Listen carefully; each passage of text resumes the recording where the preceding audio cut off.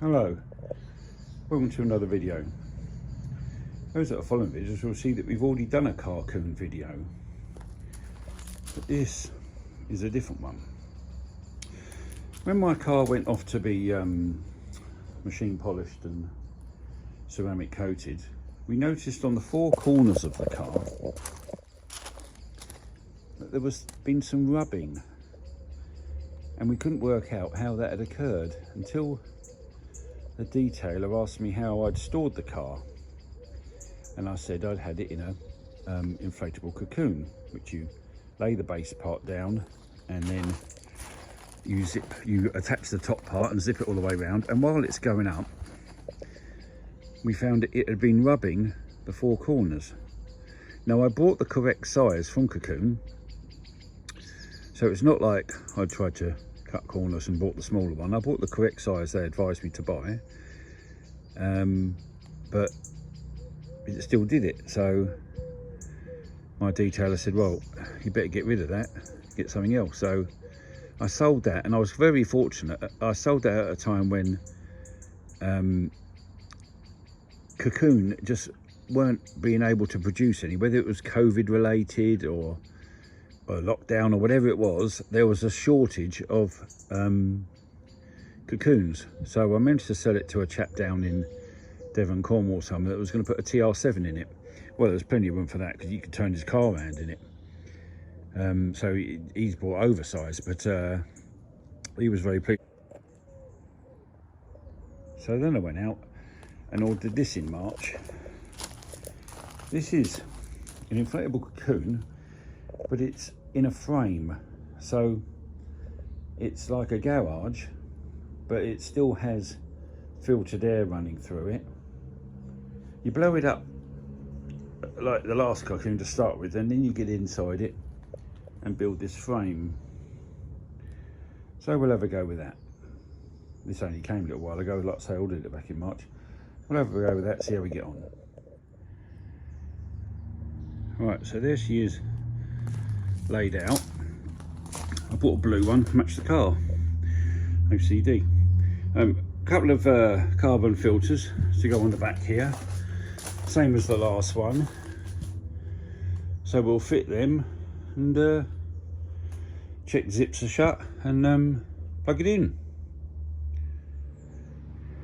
Right, well, she's plugged in, starting to go up slowly. Again, as quiet as the last one. Not that sound bothers me where it is, but now I've had a brief look at the instructions. I haven't read them properly because I'm a man, so the passing glance I gave them, I've got to wait for it to inflate, and then I get in with the poles and then build the pole system. It comes as the last one did. It comes with battery charger conditioner built in, so we'll see. This one is dearer because it's an indoor one. I didn't pay any extra because there was a because I could pick the colour. This is a just pattern detective airflows, all that says. It's got windows in it and like a garage door at the front. So the idea with this is, over the last system, is that once the car has been cleaned and polished, it can go in here.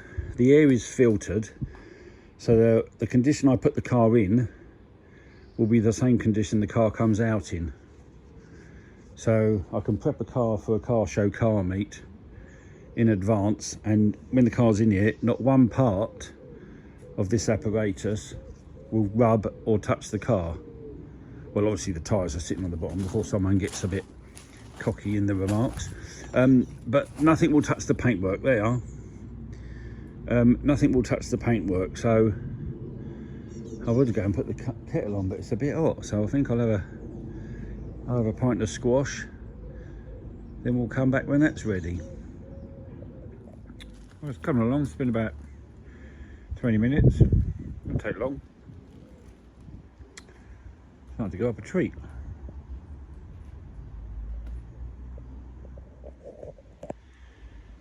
It had fully inflated, and I was about to get in, start doing the frame, and I noticed that it was touching beam of the carport. So I've just got some packaging foam, just gaffer taped it to that, so when that's touching again, that'll be fine. The last carport didn't touch the top, nowhere near it, so this is quite a bit taller than the last one. Oh well, we'll let it blow up again and start the frame. Right, it's inflated. Then you need to get inside to build the frame. Now, I put that bit of foam at the back there because I plan to reverse the car in, and then that should stop the exhaust, the heat from the exhaust. Not in the back, it's a bit of old foam I use to needle on whenever I'm doing a bit of work. So now I'm just going to work the frame. It's already quite warm in here, and we'll see what it looks like when the frame's put together. Right, frame's built. That was hard work. A, because it's hot, and B, because it's not criticism really, it's just one of them things. On some of these joints, the paint was a little thick on the mail, so God, it was hard getting some of them in. Some of them just slotted in easily, and other ones were a little bit of a pig. But we got there in the end. I've stuck that there because, excuse that noise, that's my head scratching on the top. I've stuck that there because I'm going to reverse the car in, and it's to protect the exhaust, heat from the exhaust from damaging the car cover. That's just a bit of foam that I've used to needle on to do work before. Left the box in the corner with the charging bits in it because me being me, I'll only forget where I've put that when I need it. So what better way than to leave it in there. I may not need the bit of foam on the top now. We'll see how much it expands when the door's shut. But we'll put the car in now, zip it up, and see what it's like. Right, car fitted in fine.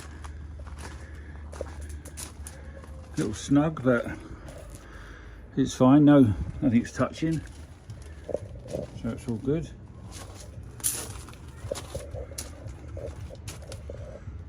Did end up touching the roof again, so that's fine because we've got that bit of felt there,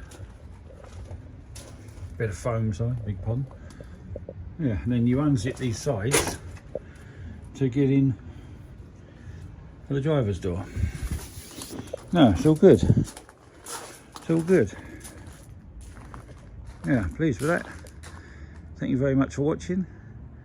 See you again on the next one.